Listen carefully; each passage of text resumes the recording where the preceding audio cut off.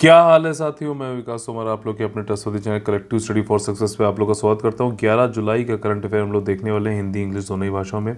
Telegram channel का link, जहां जो टेलीग्राम चैनल एकदम फ्री है, आप ज्वाइन कर सकते हैं इसको। सारे नोटिफिकेशन आपको यहाँ पे मिल जाते हैं। डिस्क्रिप्शन बॉक्स में मैंने लिंक दे दिया है।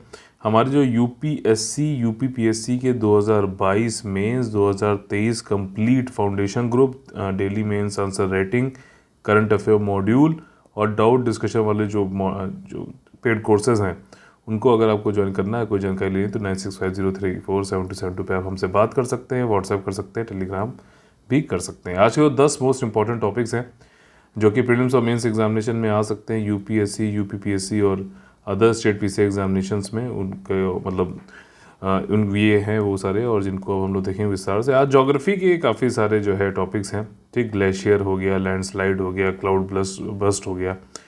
ठीक, तो काफ़ी ज़्यादा इंपॉर्टेंट है। एनवायरनमेंट के भी हैं, हेरिटेज ट्री है, रेड पांडा है। चलिए देख लेते हैं स्टार्ट। ठीक है, तो क्लाउड बस्ट वैसे तो आपको पता है कि बादल फट गया, लेकिन हो क्या रहा है? हो रही है मूसलाधार बारिश। ठीक, और अभी ऐसा अमरनाथ यात्रा चल रही थी, तो अमरनाथ जम्मू एंड कश्मीर में बहुत ज़्यादा जो है पानी वर्षा हुई और इसकी वजह से फ्लडिंग हो गई। कम से कम 18 लोग मर चुके हैं और 20 लोग इंजर्ड हैं। ठीक, क्लाउड बर्स्ट का मतलब ये होता है कि कुछ बहुत ही कम समय में, ठीक, चलिए आईएमडी की ही जो डेफिनीशन है उसको समझ लगते हो सकता है। क्लाउड बर्स्ट की जो है, वैसे तो यूपीएससी ने इसको पूछ रखा है मेंस के एग्जामिनेशन में भी। ठीक, 2013 का डेल्यूज हुआ था, आपको पता है, उत्तराखंड में। तो अभी ये हुआ है, तो हो सकता है फिर से रिपीट करता है क्वेश्चंस।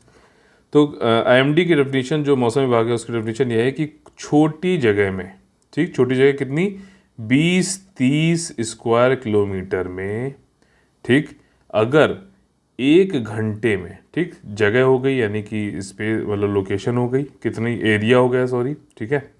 टाइम अब आ गया दूसरा कंपोनेंट, टाइम कितना है, 1 घंटे में।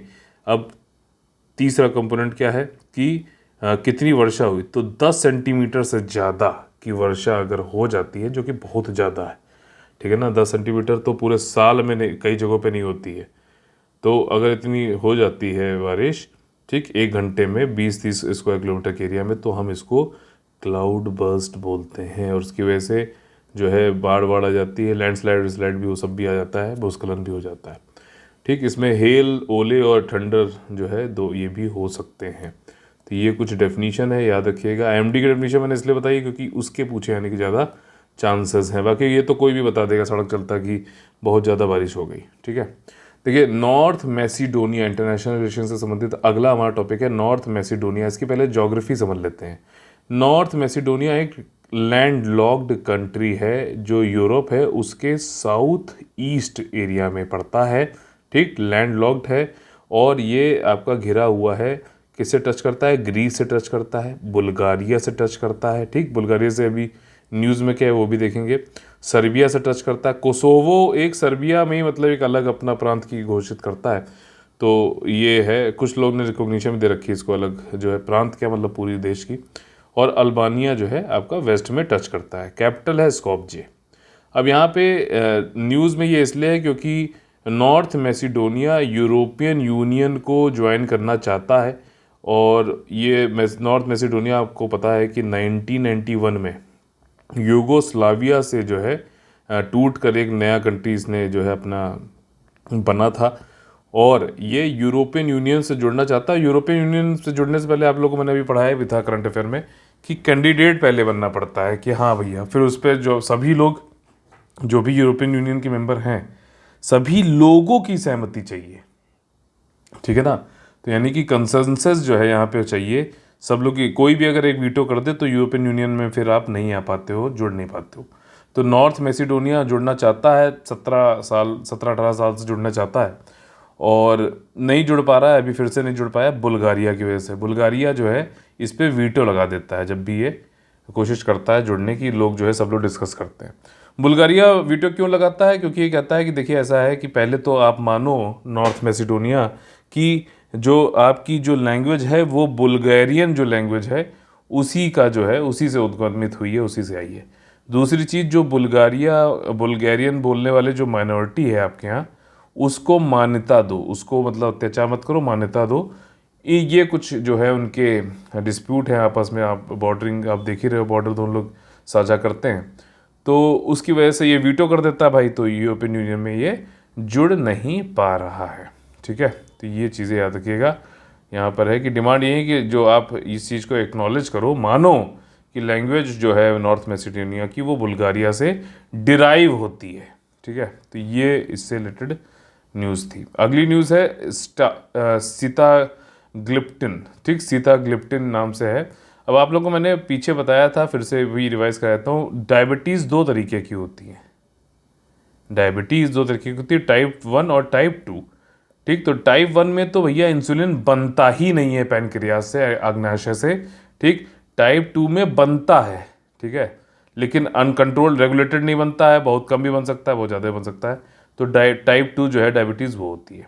ठीक, अब सीताग्लिप्टिन जो है, अब आपको समझ में आ गया होगा, ये डायबिटीज़ से संबंधित जो है मेडिसिन है, और इसका पेटेंट अभी ख़त्म होने वाला है। तो बहुत सारी कंट्री क्या सोच रही हैं कि पेटेंट जैसे ही ख़त्म होगा हम उसकी जेनरिक वर्जन निकाल देंगे, मतलब फॉर्मूला सब कुछ वही होता है। ठीक, पेटेंट कराने पर क्या होता है कि आप उसको बना नहीं सकते, क्योंकि फिर आपको या तो रॉयल्टी देनी पड़ेगी कंपनी से पूछ कर, और बनाते हो तो, और अगर बिना पूछे बनाते हो तो भैया आपके ऊपर केस भी हो सकता है। पेटेंट हट रहा है तो फॉर्मूला तो भैया लोगों को पता लग गया। तो पेटेंट इसलिए लोग कराते हैं कि रिसर्च हुआ है।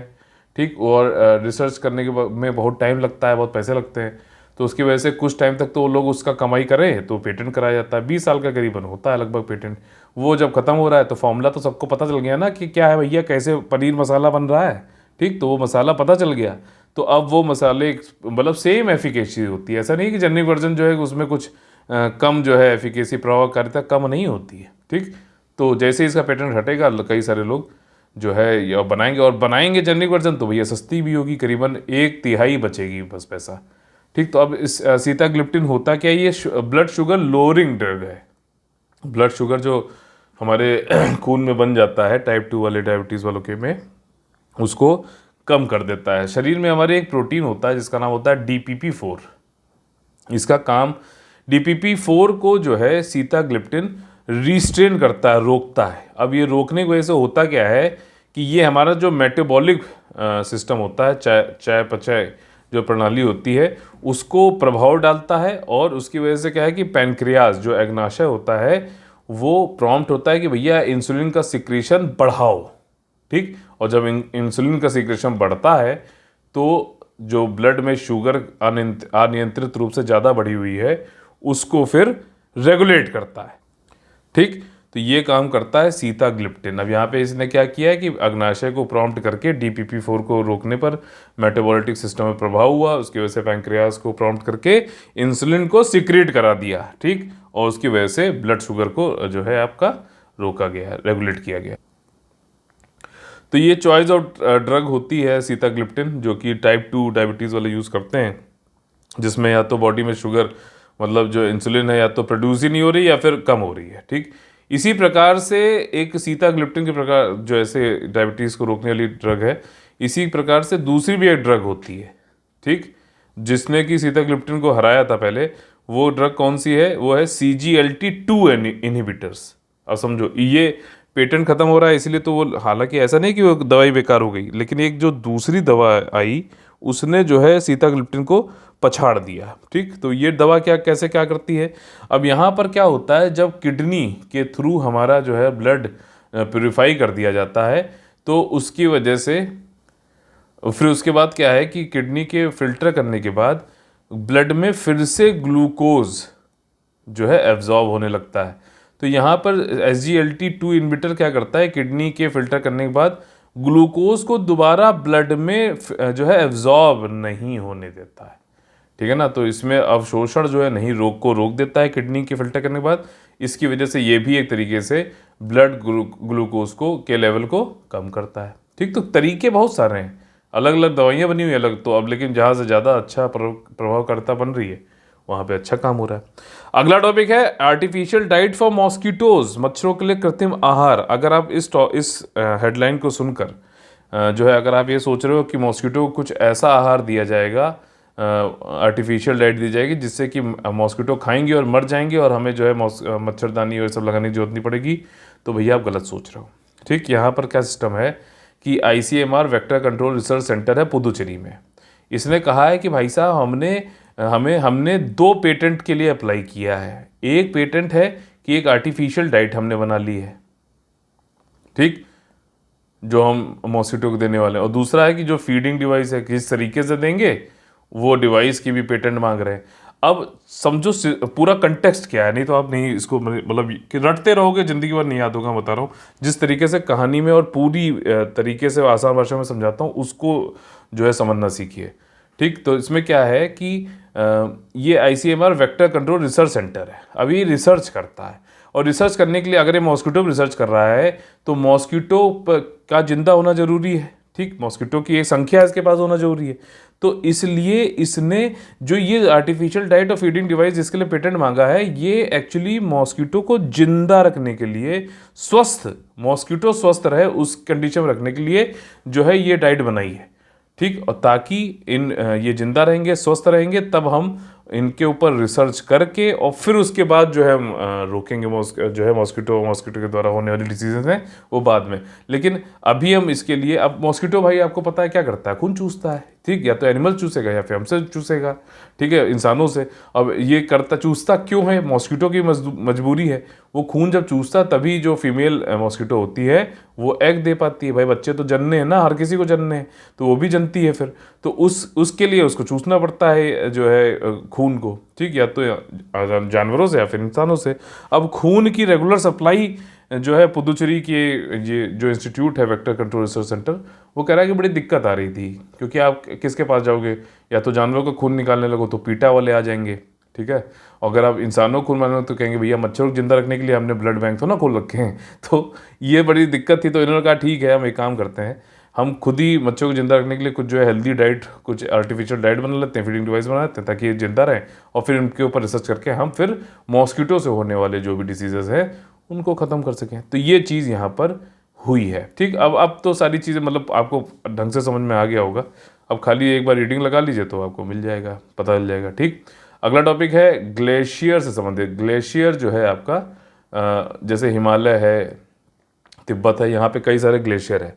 अब ग्लेशियर का आपको मालूम है कि क्या मतलब एप्लीकेशन है। वैसे तो वो जो है ऊंचाई पे है तो ठंडा जगह है तो वहाँ पे वो जम जाता है, लेकिन यहीं कई सारी जो नदियाँ हैं ना उनका स्रोत होता है, यहीं से जो है कई सारी नदियों का उद्गम होता है, ओरिजिन होता है।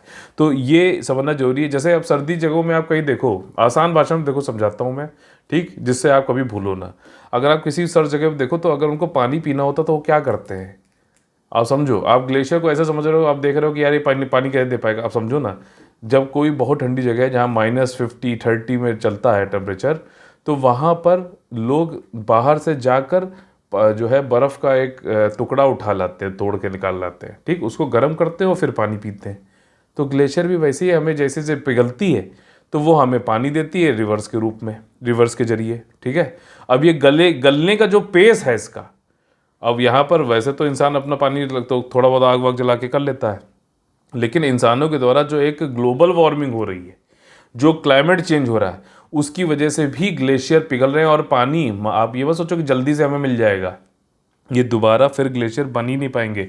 एक पूरा हाइड्रोलॉजिकल साइकिल होता है, ग्लेशियर से रिवर में पानी, रिवर से जो है समुद्र में पानी, और फिर जो है इससे इवापोरेट हुआ, फिर वहाँ से जो है बारिश हुई, अलग अलग जगह बारिश हुई, वहाँ पे पानी पहुँचा, तो ये पूरा से, और फिर जो है ठंडी जगह पे जाता है आपका ग्लेशियर इवापोरेशन के थ्रू, मॉइस्चर के थ्रू, जैसे भी, फिर वहाँ पे पानी जो है वो हो जाता है, जम जाता है। फिर ये पूरी एक साइकिल है। तो एक बार ये गल गया तो फिर आपको दोबारा मिलेगा नहीं। तो अब इससे क्या हुआ कि आपको पूरी एक पिक्चर समझ में आ गई कि कैसे क्या सिस्टम चल रहा है, हाइड्रोलॉजिकल साइकिल, कितने सारे कॉन्सेप्ट समझ लिए। अब ये समझ लो कि यहाँ पर जो ग्लेशियर है द्रास सेक्टर में, द्रास सेक्टर कारगिल वॉर में आपने सुना होगा, द्रास सेक्टर पे हमारी विजय हो गई है, और द्रास सेक्टर काफ़ी ज़्यादा वहाँ पे जो है दिक्कत हुई थी, काफ़ी ज़्यादा जो है वहाँ पे लड़ाई वड़ाई चली थी।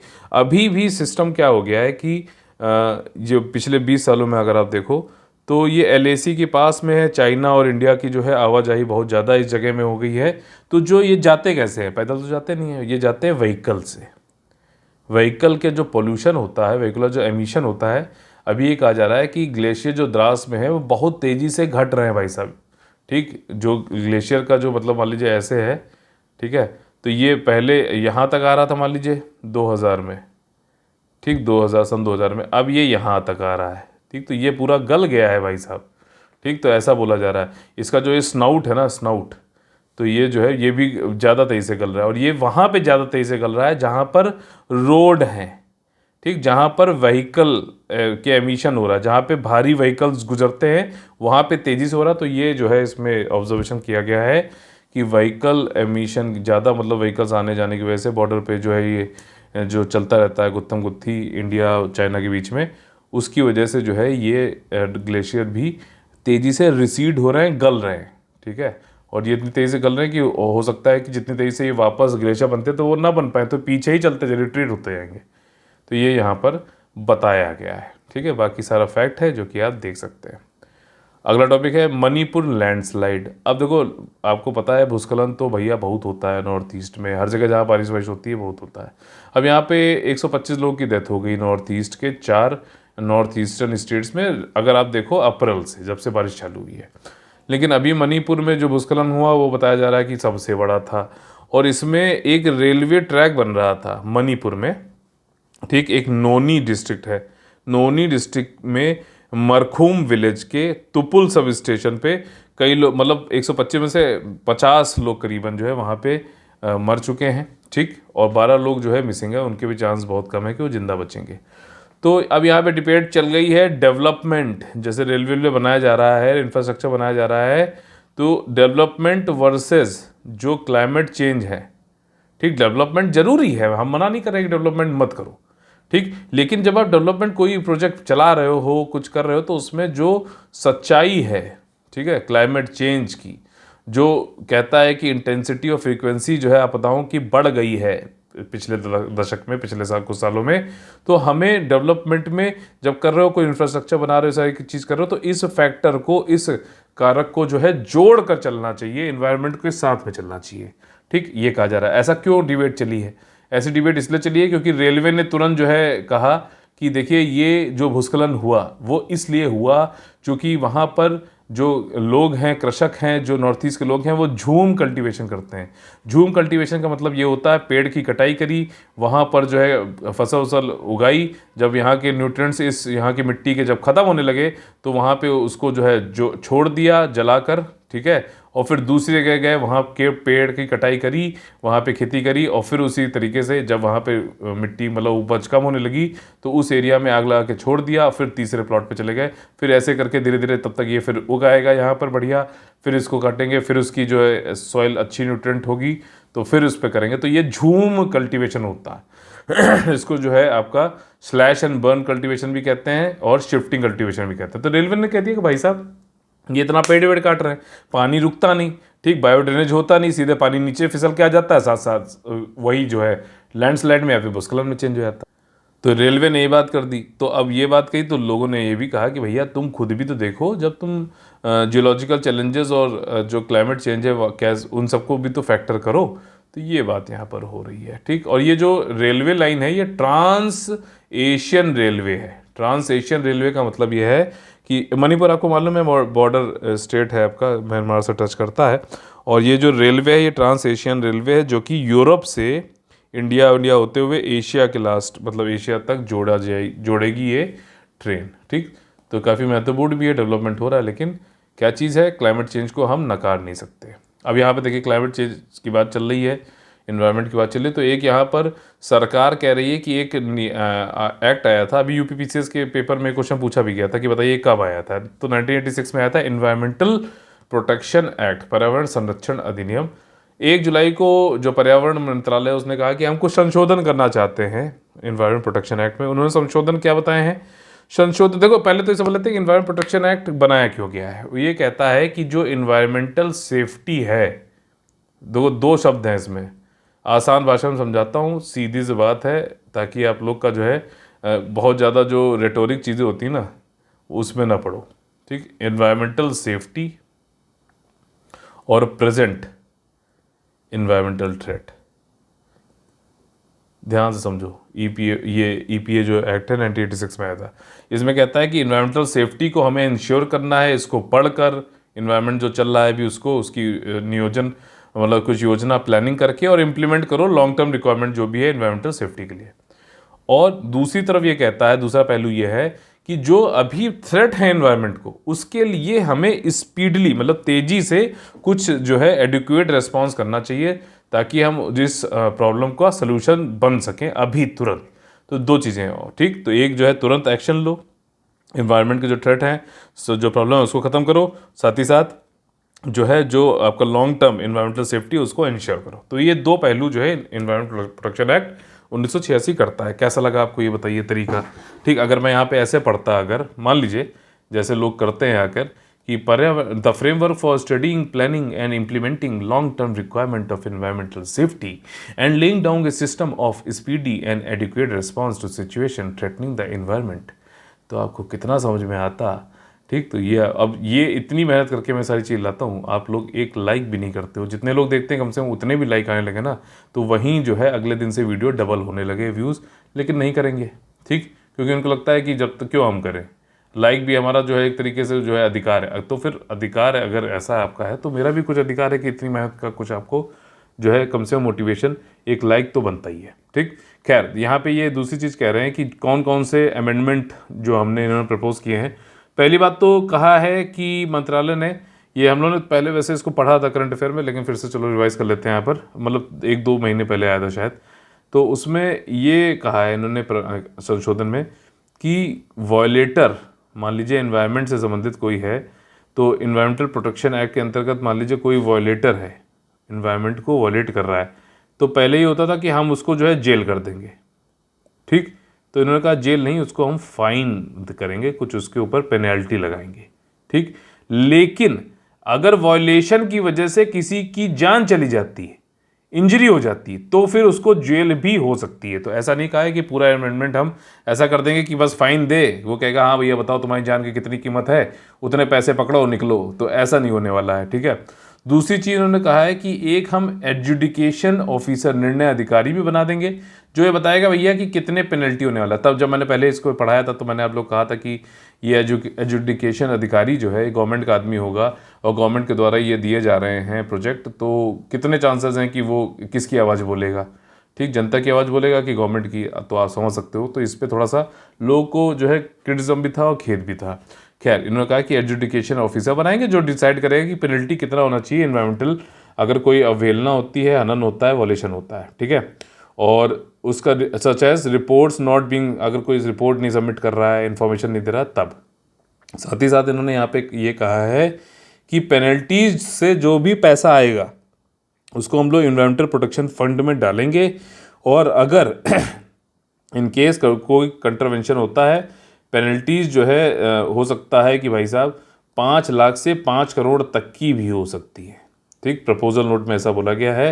But the clause on provision of jail for the first default, अब बट पहले ये था कि पहली बार में किसी ने डिफॉल्ट किया तो उसको सीधे जेल में डाल देंगे, उस पर थोड़ी आपत्ति, क्योंकि कई बार क्या होता है कि लोग फिर पीछे हटने लगते हैं, कोई भी मतलब थोड़ा झंझट वाला काम हो तो करते ही नहीं। तो वही मैंने कहा कि there should be a development, या फिर there should be an integration of environment with the development project, ठीक है ना। एकीकृत करना पड़ेगा विकास कार्यों को जो है एनवायरमेंट यानी पर्यावरण के संदर्भ में, ठीक। संदर्भ जो कंटेक्स्ट है वो एनवायरमेंट होना चाहिए, उसमें जो हम एक छोटे से लोग हैं, प्राणी हैं, उसमें उसको ध्यान में रखते हुए अपने डेवलपमेंट प्रोजेक्ट करने चाहिए, ठीक। तो ये आप लोगों ने पढ़ा भी होगा 12th वाले ज्योग्राफी में, एनवायरमेंटलिज्म क्या होता है, पॉसिबलिज्म क्या होता है, सब याद आ रहा है कि नहीं आ रहा है।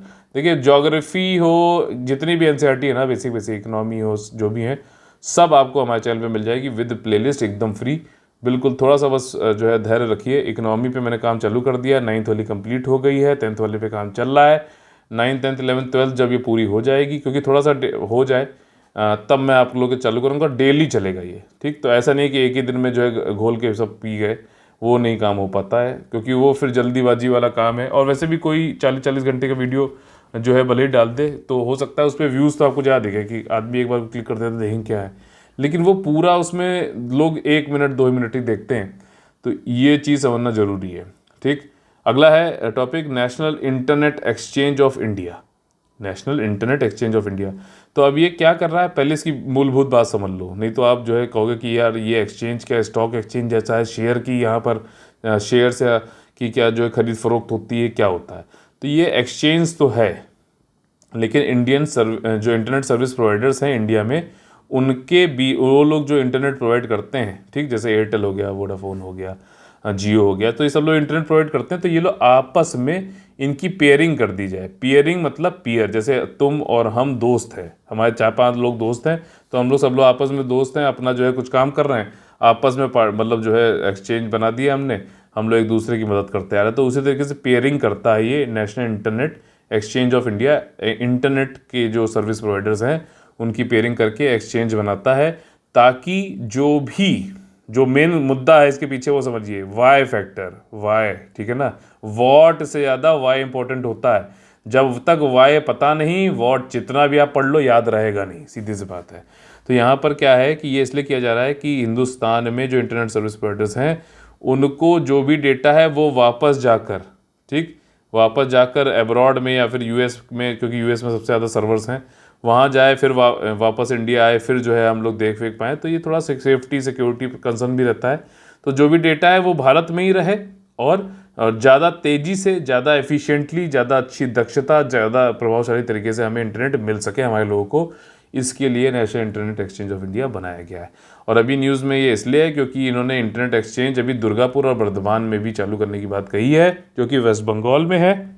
और ये पूरा जो इनिशिएटिव है वो माइती यानी ministry of electronics and information technology का विजन है 1000 दिन, 1000 डेज, तो उसके अंतर्गत किया गया है। निक्सी जो है ये एक नॉट फॉर प्रॉफिट ऑर्गेनाइजेशन है, सेक्शन 8 कंपनीज एक्ट 2013 के अंतर्गत, और उसको रजिस्टर किया गया था 19 जून 2003 में, ठीक। वही सारी बातें जो मैंने पहले बताई वो आपको बताई गई है। और ये ऑपरेट करता है न्यूट्रल बेसिस पे, ये किसी ऐसा नहीं है तटस्थ रूप से आधारित है, मतलब बायस नहीं करता है, ठीक है। जो फेयर चीज़ है वो सबके लिए करता है।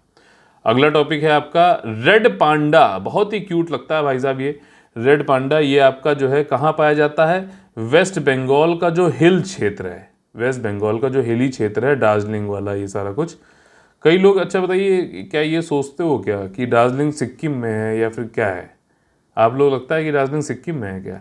तो ध्यान से थोड़ा सा जो है मैपिंग आप लोग करना स्टार्ट कर दो, नहीं तो काफ़ी दिक्कत होने वाली है, ठीक है। तो वेस्ट बंगाल में कुछ एरिया जो है हिमालय वाला भी है, उसी में दार्जिलिंग भी है। और दार्जिलिंग में 2 जो है नेशनल पार्क है, एक है सिंगालीला नेशनल पार्क, और दूसरा है आपका ये क्या नाम है इसका, Neora valley national park. Neora valley national park और सिंगालीला नेशनल पार्क, ये पार्क ऐसे हैं जहाँ पे रेड पांडा पाया जाता है, ठीक। इसी के साथ साथ एक वहाँ पे जू भी है। जू में क्या होता है कि वाइल्ड लाइफ को जो है, जो जंगली जानवर हैं उनको वहाँ वाइल्ड लाइफ में जीवित नहीं रह पा रहे होते, मुश्किल हो रही होती, तो उनको थोड़ा सा एक कंट्रोल्ड इन्वायरमेंट में रखते हैं, और उनको जो है उनकी पॉपुलेशन बढ़ाई जाती है। थोड़ा बहुत हेल्प किया था। जू में आप लोग भी गए होंगे, वो तो खैर थोड़ा बहुत उनको फंडिंग वंडिंग मिलती रहे, पैसा वैसा मिलता रहे, उसके लिए होता है। बाकी मेन कारण यही है। तो जब कोई नेशनल पार्क बनाया जाता है प्रोटेक्टेड एरिया में, तो हम उसको बोलते हैं इन सीटू कंजर्वेशन, ठीक है ना। इन सीटू कंजर्वेशन मतलब कि जो जानवर जहाँ जैसा है, फ्लोरा फौना है, उसी जगह पे उसको प्रोटेक्ट किया जाए। और जब उसको वहाँ से निकाल कर दूसरे के ले आते हैं कंट्रोल एनवायरनमेंट में, तो उसको बोलते हैं ex situ conservation. GS paper 3 में कंजर्वेशन नाम से एक अलग सा टॉपिक है सिलेबस में, अगर उसमें यही सब चीज़ें आती हैं। और जब ये सब करोगे तो आपको वहाँ पे जो है एग्जाम्पल भी देना पड़ेगा। तो क्या आप रेड पांडा वाला ये एग्जाम्पल नहीं दे सकते हो क्या?